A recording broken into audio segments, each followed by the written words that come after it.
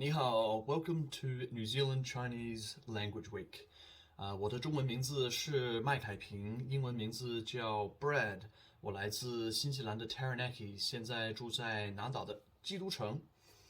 I've kindly been asked to answer some questions for you all about Mandarin for this year's New Zealand Chinese Language Week. So I'll get cracking straight into it. Question number one: when and why did you start learning Chinese? I'm one of the lucky few that actually started at quite a young age. So my parents did some work in China for a few years. I spent a lot of time in a province called Guangxi, in a city called Nanning. So I had a lot of opportunity to play with Chinese kids when I was very young, when your brain can still pick up things like that very quickly. So I guess to answer why I learnt it, I just learnt it because that's what my friends were speaking.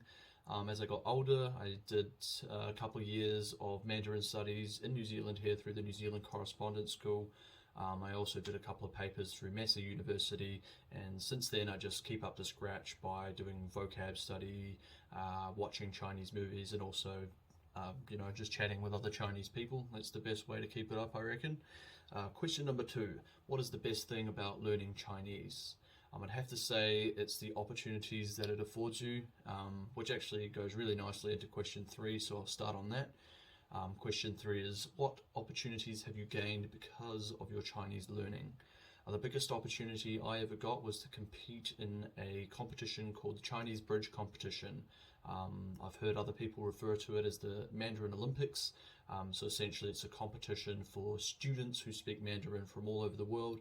I represented Christchurch, won the South Island competition, then represented New Zealand at the global competition over in China. Somewhere between 100 and 200 people competing. I can't really remember how many, each representing their own country. There were speeches, answering questions on Chinese history, tones, characters, all that sort of stuff. There was also a few weeks where there was a section where we filmed reality TV once you made it through to a certain stage. That was real cool, cameras following us around, and we had to do all these Mandarin related competitions. The whole thing took about a month, so at the end of a month we had a finals.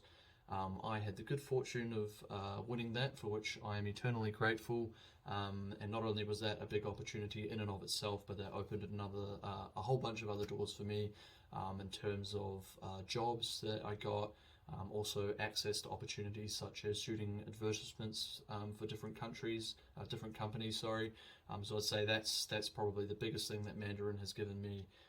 Opportunities, and also just a different way of thinking, because the way you think is often wrapped up in the vocabulary that you know. So having a different set of vocabulary and a different set of language rules can kind of impact the way that you think, I reckon anyway. Number four: what would you say to other Kiwis who are thinking about learning Chinese?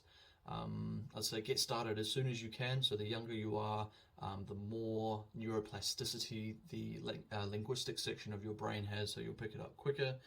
I'd say tones are very important, so you want to pick up on those pretty quickly. I don't hear a lot of people talk about this. Maybe they do these days, but at least not back in the days. But I reckon tone pair charts are a really good way to learn Mandarin tones, so I'd recommend looking into those tone pair charts. And you'll probably be surprised at how effective they are to help you with picking up tones.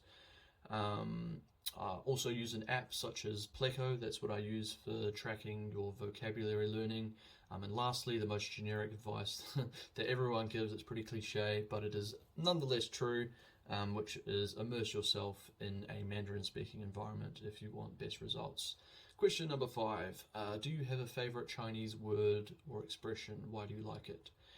Yeah, I'd say my favorite is 一寸光阴一寸金，寸金难买寸光阴. It's my favorite not only because it rhymes and it rolls off the tongue so nicely, but it also tells an important truth, which is that time is more valuable than money, and you certainly start to feel this as you grow older. So yeah, time is more valuable than money. So what should you be spending your valuable time on? Well, you should be spending it on learning more Mandarin for this year's New Zealand Chinese Language Week. All the best with that, guys, and peace out.